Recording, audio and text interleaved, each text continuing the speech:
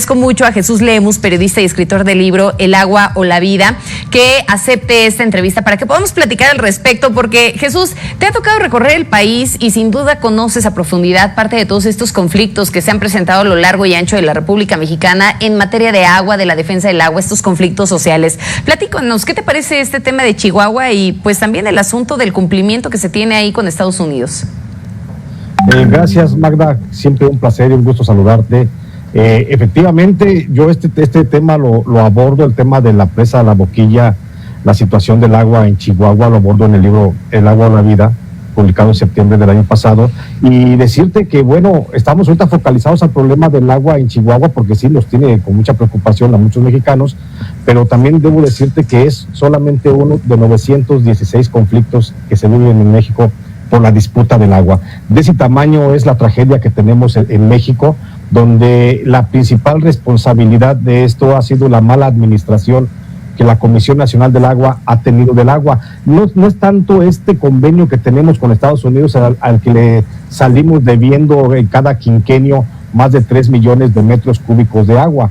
El problema es que hemos tenido una muy mala administración porque en los últimos 2 sexenios, solamente déjame decir, que de las 300 cuencas hídricas, por lo menos el 77% de esas cuencas o del agua de esas cuencas, pues se privilegió para entregarse a la planta industrial antes que a la población. Y entonces, así como el caso de La Boquilla, que es muy lamentable, por supuesto, y evidencia la situación de conflicto que tenemos, la guerra que ha comenzado en México por el agua, así estamos en 916 partes de todo el país, donde hay muertos, hay desplazamientos, hay confrontaciones diarias y que a veces a lo mejor no se alcanza a tomar en cuenta por muchos medios de comunicación, pero que allí están latentes esos conflictos. Insisto, el conflicto de La Boquilla allá en Chihuahua es solamente la punta del iceberg de todo lo que tenemos de problema en México sobre el agua.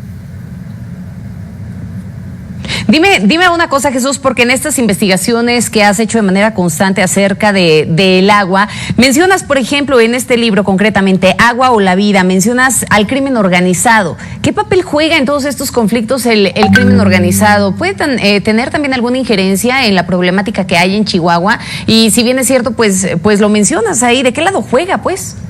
Es que el crimen organizado, Magda, el crimen organizado se ha venido acomodando de manera muy importante casi en todas las actividades económicas del país, y por supuesto el agua no podría estar dejarse de lado, porque el agua es una de la base de toda la economía del país, y tenemos en México, y duele decirlo, cárteles dedicados al robo prácticamente del agua, como es en el estado de Morelos, el cártel Tlahuica, el comando Tlahuica, que se llama así, y es el cártel del agua, porque este cártel no nada más se apropia de los mantos de los acuíferos, de los pozos, para cobrar una cuota sobre ellos a los organismos operadores de agua potable o a la población usuaria de esto, sino que también lleva una comisión en muchos organismos municipales de agua potable sobre la facturación que se hace. Es decir, si el organismo operador de agua cobra en Los Ayala, Morelos, por ejemplo, 300,000 pesos de agua al mes, bueno, pues ellos llevan un 10% de esa comisión. Y este caso así muy concreto que está sucediendo en Morelos, pues se replica en regiones como en Durango, en la región de Tlahualilo, donde hay grupos del crimen organizado que están sirviendo a las empresas particulares, sobre todo a las ganaderas, a las productoras de leche, que están cuidando esa agua como un bien preciado, como si fuera un tesoro, porque es un tesoro, y lo cuidan, y para esto meten y contratan servicios de seguridad del crimen organizado que cuidan precisamente los pozos, cuidan las líneas de tubería, porque déjame decirte que en Tlahualilo está sucediendo un fenómeno pues muy alarmante, así como veíamos el huachicoleo en la zona del centro del país, en Guanajuato, hacia Puebla, donde la gente se conecta a los ductos para extraer combustible robado y utilizarlo. Así está pasando un huachicoleo, pero del agua, en la zona de Tlahualilo, donde la gente tiene que ir a robar de los ductos agua, llevarla en garrafones, en cubiertas, almacenarla para poder sobrevivir, porque estas gentes no tienen acceso al agua. En pocas palabras, el crimen organizado está del lado del mejor postor, y quien le pague los servicios de seguridad, de protección de los mantos acuíferos, de las reservas de agua subterráneas o superficiales, pues ahí están ellos, están cuidando y están llevando una comisión por esta labor, Magda. ¿Sabes qué, Jesús? Que es gravísimo esto que nos comentas, porque de pronto podríamos voltear a ver con una mirada un tanto catastrófica la situación que hay en torno del vital líquido en el país, ¿no?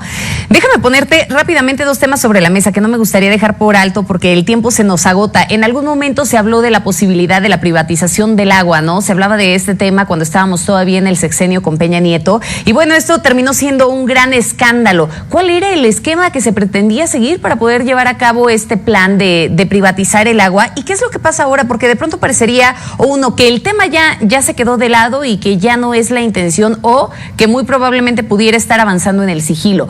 ¿Qué opinas al respecto? Platícanos de esto, porque también lo has tocado el tema en distintas ocasiones. Es correcto, Magda, la privatización del agua en México es una realidad.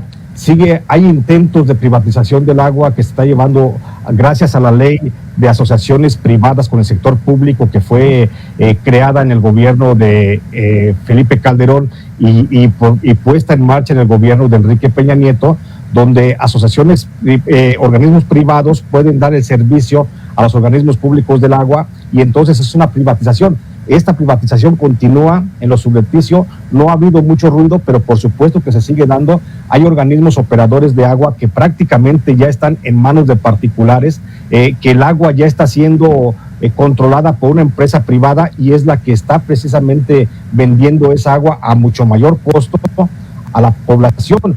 Y por supuesto el agua en otro sentido pues está dada desde hace ya varias décadas, porque tenemos que la Comisión Nacional del Agua, como autoridad rectora en la administración de este recurso, es la que otorga finalmente los permisos a las empresas para que hagan uso desmedido de ello. El caso concreto, por ejemplo, pasa con la empresa Nestlé en la zona de Santa Rita Tlahuapan, en Puebla, donde todo el deshielo que baja del Iztaccíhuatl pues se le concesionó a la empresa y dejó a miles de campesinos sin agua.